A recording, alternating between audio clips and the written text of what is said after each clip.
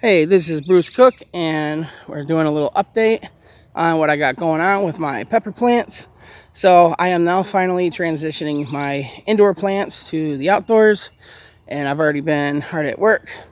So what I've done is I've put this shade cloth tent back up like I did last year, using the same sort of rig that I did. So before I get into explaining what I got going on over here, so what I had done last year, and this is to help harden the plants when I first put them outdoors, so that way I can get them used to the sunlight little by little. So what I do is, as you see, I erected a tent. I use 1-inch PVC pipe, and I got these crates down there just to keep them off the ground, and it keeps them still in case the wind blows and stuff. So they'll go inside of those little rows. And I got a carpenter bee harassing me. Shoot.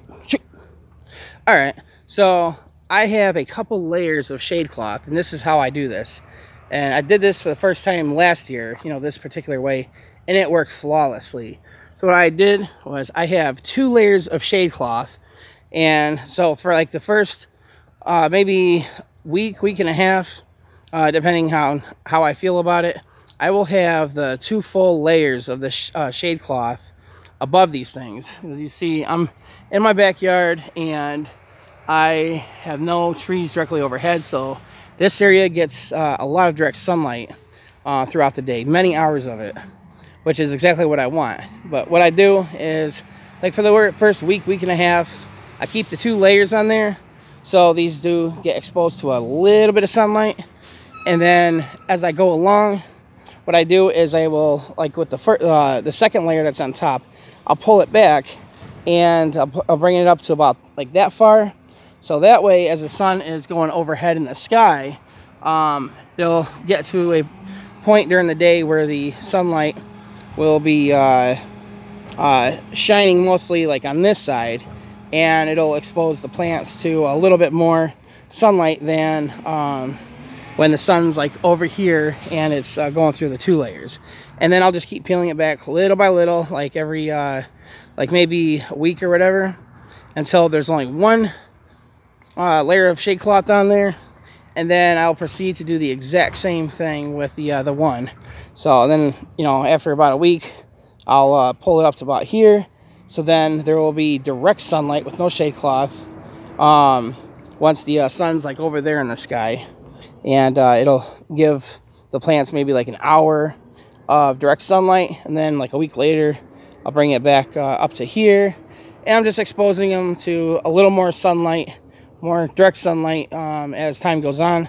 That way it gives the plants time to harden. So we are in, it's April, I think 17th maybe. I think it's April 17th.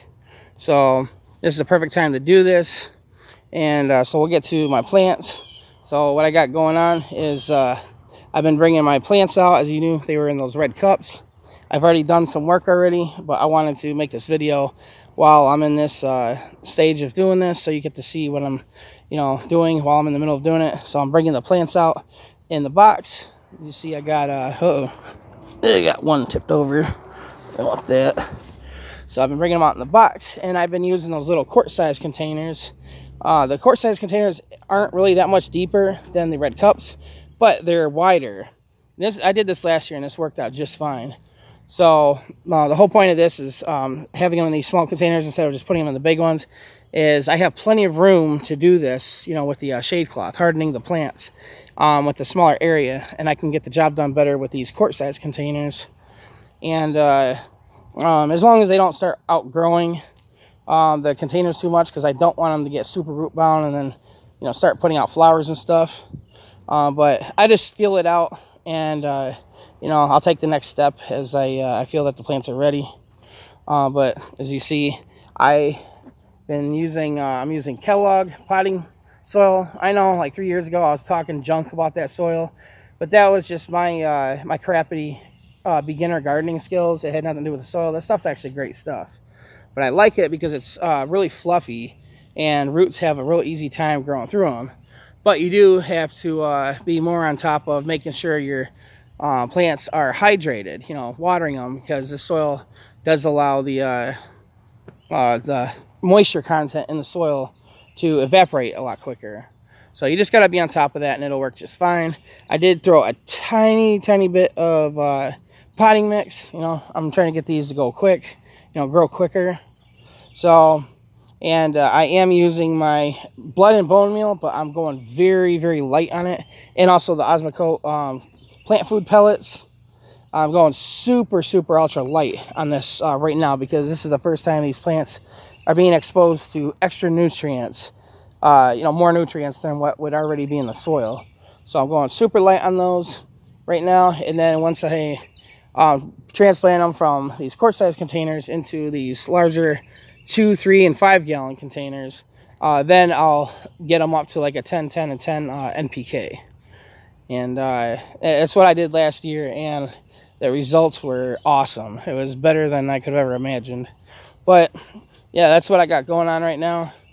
And anyways, maybe I'll make an update once I got all this done.